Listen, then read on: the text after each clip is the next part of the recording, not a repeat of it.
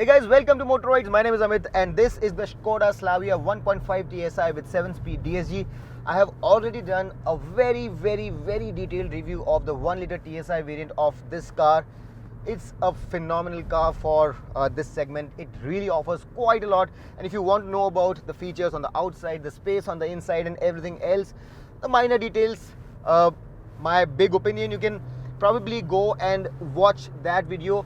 In this review, I'm only going to talk about this engine and this transmission and the differences over the 1 liter TSI in terms of performance, in terms of fuel efficiency, and whatever needs to be mentioned in terms of the power and performance. Now, of course, this is the more powerful engine of the two. 1.5 liter TSI turbo stratified injection. It's a turbo engine, 150 PS of peak power between 5000 and 6000 RPM, 250 Newton meters of torque, which is best in class by a huge margin, and it's produced between 1600 and 3000 RPM. Now, that kick in of the torque is lower than that of the 1 liter TSI. There the torque kicks in at 1750, and you can tell that the power kicks in early here, and that pronounced kick that you get, that mild turbo lag that you have on the other car, it's not as pronounced here. It feels more linear right from the word go. You have more power from 1000 RPM onwards. The power builds up more consistently. Of course, after 3000 RPM, you have that kick up in power, but overall the character of this engine is more linear. It doesn't have any pronounced step up in power, so to say, as compared to the 1 liter TSI, and that linearity is both a good thing and a bad thing. So if you're pushing the pedal, you don't get that pronounced surge, that sensation of the car suddenly moving up the needle and giving you that sense of sudden acceleration. The acceleration here is more linear, and that, as I mentioned, can be a good thing or a bad thing because it masks its speed. It does its 0 to 100 kilometers per hour run in about 10 seconds, which is about 2 seconds, slightly more than 2 seconds quicker than the 1 liter, but it doesn't feel all that quick because that kick in of the turbo is not as pronounced. However, there is speed, but having said all of that, the 150 PS of power and 250 Newton meters of torque don't let their presence felt in a very pronounced manner.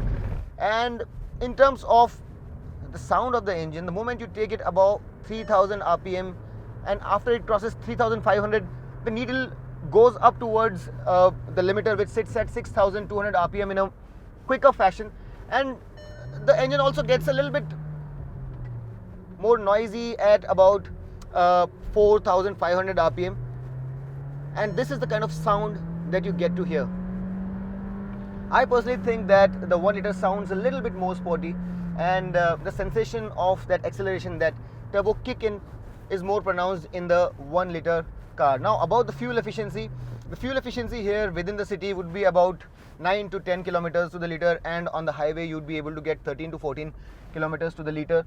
That's definitely not as good as the 1 liter, but it's okay going by the amount of power that you have on this car. You also don't have the 6-speed AT, you have the DSG here, or the 6-speed manual transmission. Right now we have the 7-speed DSG, and as we all know, it does its job brilliantly. You also have these pedal shifters, so you can really shift gears manually whenever you want.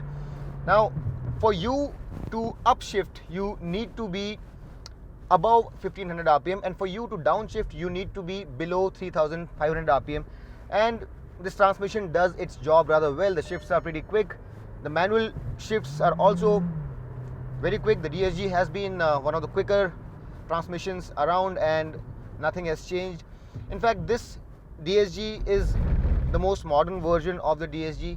A lot of changes have been made in terms of the hardware and the software to make it a lot more efficient at what it does. And all in all, I would say that if you really want that wee bit extra performance, you can go with this car. But as an overall experience, I would still think that if you are going to be spending those 2 to 3 lakh rupees extra on this car, since the engine here is imported, I would really suggest that you go and check out that 1 liter engine as well, because that engine is pretty potent by itself, and the fuel efficiency there is better as well. As I mentioned in my previous review as well, the handling on this car is right on the spot, especially taking into consideration the Indian conditions. The ground clearance here is 180 mm, which really makes it a fantastic car to ride over bad roads. There is absolutely no problem on bad bumps, and this car rides as beautifully as beautifully it drives. There is a good sensation of steering precision to the wheel, and while going around corners, it keeps you planted on the road. You can place the car wherever you want very, very precisely, although I could have probably done with a little bit more weight, but I think it's one of the better, more involving experience in terms of drive feel.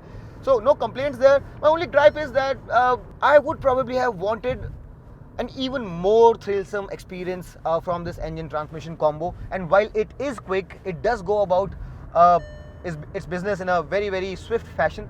It doesn't feel as thrillsome as the specs suggest, and in that sense I would say that maybe had I had a car which did it 0 to 100 in 8.5 seconds, it really would have justified the 3 lakh rupees extra that I was paying for this car. But if money is not of concern to you, then you can definitely go ahead and buy this one. Now, in terms of equipment, the two cars are exactly the same, and this version is available only in the top of the line style variant. No active or ambition variants here. Prices have not been announced, but as soon as they are announced, we are going to be putting them down in the comment section. And in case you want to know anything at all about this car, please go ahead and check out our review of the 1 liter TSI, where I have mentioned everything that needs to be known about this car. I really hope that this video was of some use to you, and if you liked it, hit that like button, subscribe to Motoroids, and until next time, this is Amit Shangani signing off. Rev hard, rev free, and drive safe.